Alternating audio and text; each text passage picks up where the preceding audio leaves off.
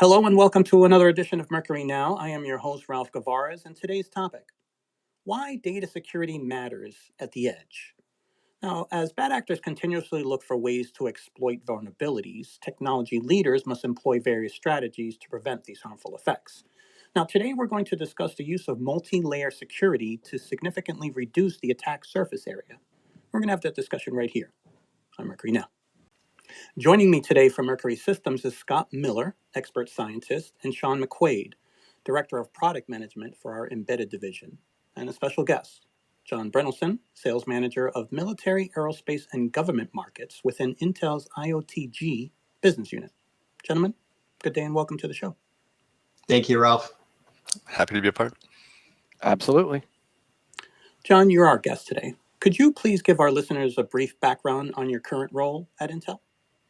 Yeah, so I am part of Intel's Internet of Things group, which is the business unit within Intel that focuses on embedded compute applications. Within that team, I focus on our military, aerospace, and government markets. And my primary responsibility is as a liaison between our business unit team that's creating products for this market, as well as our field sales teams, and more importantly, with our ecosystem partners like yourself, Mercury Systems. Thank you, John, and welcome. Scott, brief background, please, if you will. Sure. So after about 15 years in security technology R&D, I've kind of come to the dark side as the product manager for the secure products group. We're primarily responsible for driving security requirements into Mercury's hardware and then producing the capabilities that make use of the features enabled by those requirements. So we work pretty closely with the hardware teams, particularly Sean's team in the embedded group, to really help define Mercury's security-enabled hardware architecture. Thank you, Scott. Sean, return guest, if you please. Great to be back. My name is Sean McQuaid. I'm the Director of Product Management for Mercury's Embedded Business Unit. So I've been on the dark side for quite a while now. My focus is on the product lines that deliver ruggedized, size, weight, and power constrained processing subsystems to the tactical edge.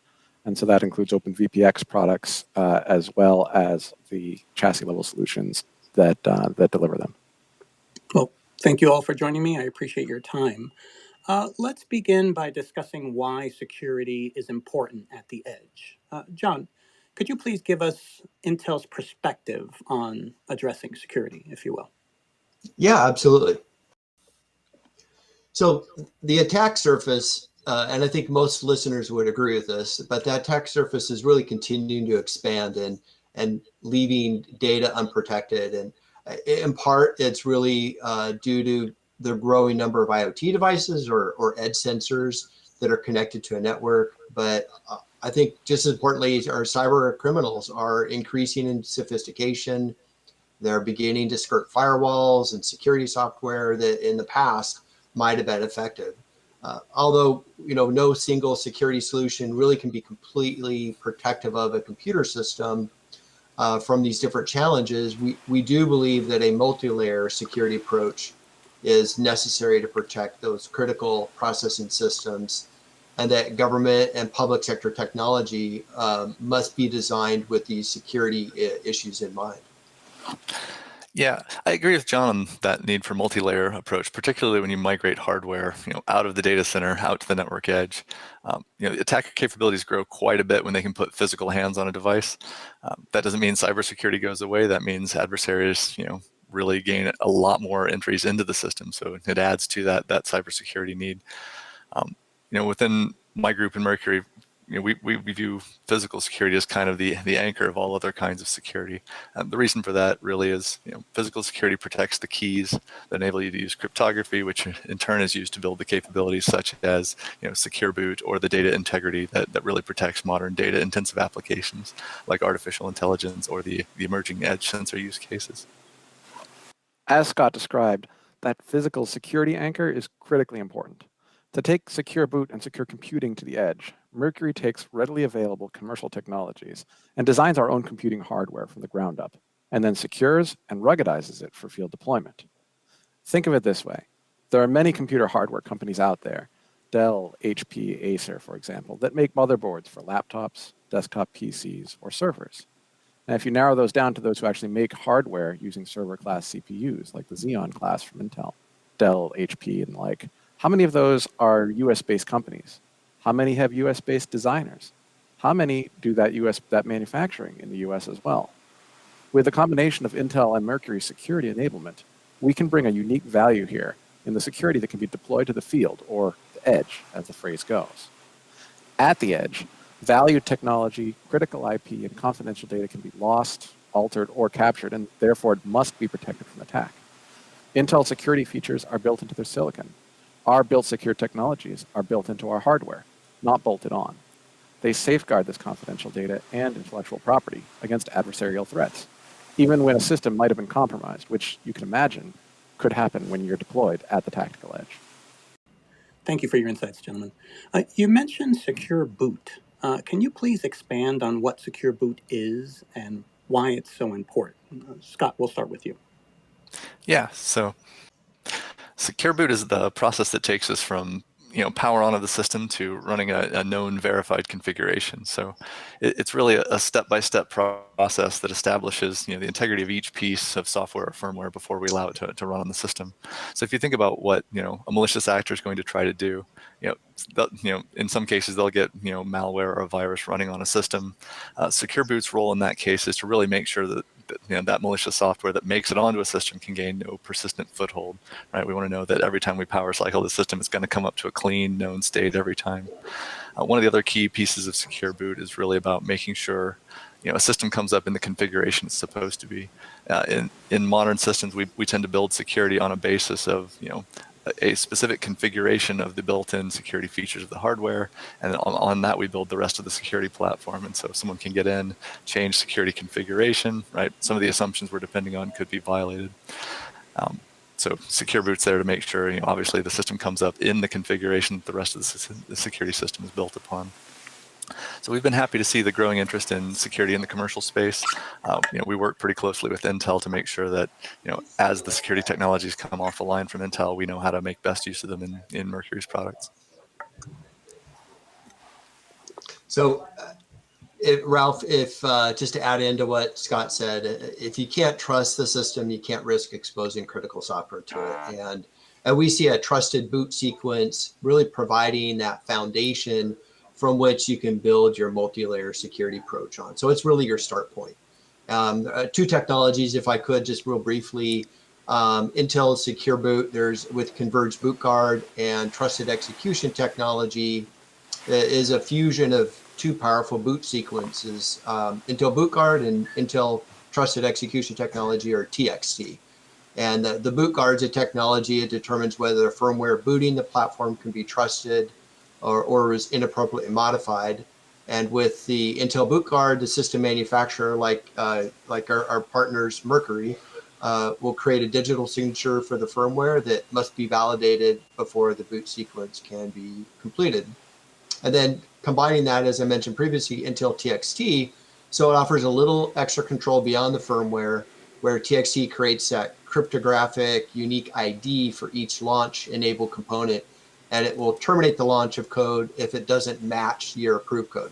So this technology really establishes what we call a measured launch environment, and it compares all critical launch environment elements against a known good source. So, we believe that these technologies really help establish your secure boot and will build that foundation from which to build upon your additional layers of security. Yeah, absolutely. And at the end of the day, having that secure boot on a boot server that can then serve the operating system and the application to a deployed cloud computing cluster can really only secure that hardware if it can be trusted from power on through boot, application load, and then delivering that known good content to the rest of the processing elements that make up the cloud. So leveraging Intel's technologies ensures that we can deliver cutting-edge data center caliber systems that are both affordable and familiar. The key is to ensure that security is in place ahead of time and built in. That allows standard hypervisors, containers, operating systems, and applications to run in the same manner as can be found on the commercial data center that lives behind closed doors, active firewalls, and with constant human and machine oversight. Thank you, gentlemen. Now, when I read about security, it seems cryptography is the central theme. Scott, can you speak to cryptography in the context of secure processing, please? Sure. So cryptography really provides the basic toolkit for detecting unauthorized changes and for denying access to software and data to unauthorized parties. But cryptography really, it's not a silver bullet, right? Its security guarantees are mathematical in nature. And so there's a lot of care has to be taken on meeting the assumptions that provide the security guarantees of cryptography. And that's before you get to considerations like, how long do you use your crypto keys before changing them, or making sure you're doing good what we call buffer hygiene, right? Removing data from memory once you're done using it. All that aside, though, cryptography is still one of the most important tools. It just means, or those considerations just mean that a lot of care has to go into using cryptography. That's part of the best practice guidance you see in the industry of, don't invent your own cryptographic solutions, or at least most application developers shouldn't be rolling their own solutions. That's one aspect where our customers have found a lot of value in our Intel-based products. The processors offer both access to high-speed, low-level cryptography like the AES and I instructions, but also offer sort of integrated higher-level features like transparent memory encryption, things that take care of all of the crypto details and let customers really focus on their application development.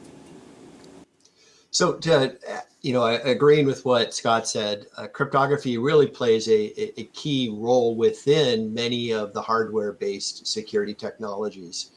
Intel use encryption techniques is part of a couple of security technologies, in particular total memory encryption and software guard extension, two examples where it's used. Intel total memory encryption will encrypt the platform's entire physical memory, and it helps ensure that all memory accessed by the CPU is encrypted.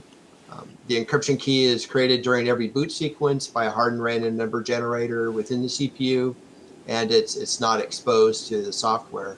And Intel SGX will also use encryption techniques. It encrypts specific application code and data to create private regions in the external memory called enclaves. And these enclaves are protected from malicious processes running at higher level or higher privilege levels. So it would protect it from examples include rootkit malware and physical access threats. Thank you, gentlemen. Now, Sean, we're talking about the importance of confidentiality and data integrity. What are other aspects important to security? So system availability is another key pillar of overall system security.